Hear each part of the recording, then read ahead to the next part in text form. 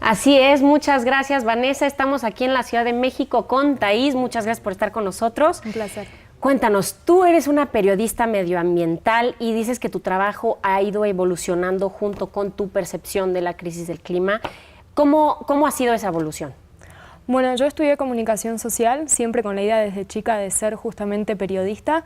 Empecé escribiendo sobre temas de emprendedorismo y hasta que me topé en una de esas notas con comunicar sobre un emprendimiento vinculado a diseño sustentable, y desde entonces me di cuenta que algo que ya a mí me preocupaba, que era lo que le estaba ocurriendo al planeta, yo también como periodista y comunicadora podía empezar a hacer algo que era justamente dar a conocer, comunicar sobre la temática, no solo desde el lado de los problemas, sino también desde el lado de las soluciones, de lo que se puede hacer. Desde que escribí ese artículo que dije yo no puedo escribir, no puedo hablar de otra cosa que no sea sobre temas de ambiente y sustentabilidad, y seguí con eso hasta el día de hoy. Sí, no, muy bien. Y bueno, ¿cuál dices tú que ha sido tu mayor inspiración tanto como líder en concientización medioambiental? Bueno, yo siempre digo que me gusta trabajar con temas de género, así que tengo un hombre y una mujer que fueron mi inspiración.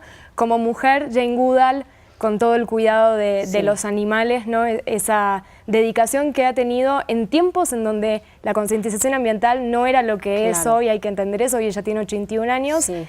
Y desde el lado masculino, Al Gore, pero sobre todo desde el punto de vista de la comunicación, ¿no? Y de entender que desde cualquiera sea nuestro rol en la sociedad, en nuestro trabajo, podemos hacer algo por ese tema. O sea, él desde la política lo hizo y cuando ya no tenía ese cargo, continuó con una organización para seguir formando a otras personas, y eso para mí fue un símbolo de decir, bueno, incluso siendo periodista, o sea, no es que solo tenía que ser activista y evitar, ¿no?, que casen ballenas cortando con un barco, sino que también siendo periodista podía hacer algo. ¿Y cuál piensas tú que ha sido así tu logro más grande como periodista y como vocera y líder en crisis del clima?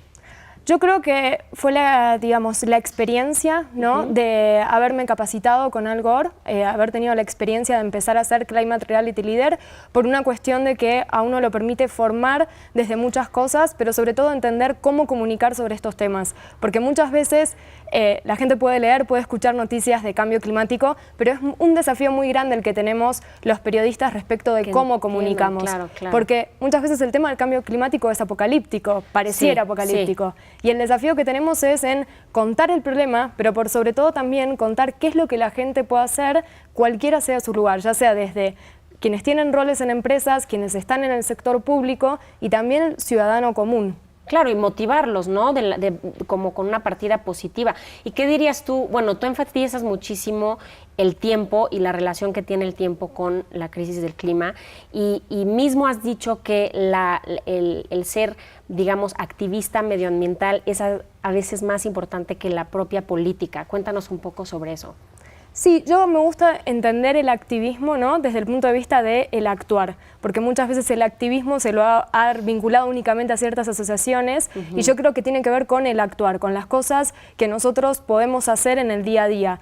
He tenido la oportunidad de escribir justamente un artículo sobre activismo, y lo que yo intentaba que le llegara a los lectores con esa nota era que ellos también con sus acciones cotidianas podían hacer un activismo en pos, ¿no?, de lo que era el ambiente, empezar a entender cuál es el rol que tenemos cada uno, ¿no?, desde la sociedad. Desde ese punto de vista me parece que hay que repensar un poco el activismo, que creo que es también lo que nos fomentan cuando nos entrenamos como Climate Reality Leaders, y lo que yo intenté cuando fui mentora en Toronto, intenté también que he tenido mentees de todas las edades y desde diferentes partes del mundo, y que yo intentaba inculcarles eso, porque muchas veces uno en los entrenamientos recibe un montón de información y después dice, bueno, ¿qué hago con todo eso? Sí, porque a gente justo, como dices, bueno, el activismo medioambiental puede ser un poco difícil, no es palpable para mucha gente. Entonces, ¿qué le dirías tú a ellos que no entienden cómo sus acciones a diario tienen efectos inmediatos en el clima? ¿Qué les dirías a ellos como para despedazarlo un poco?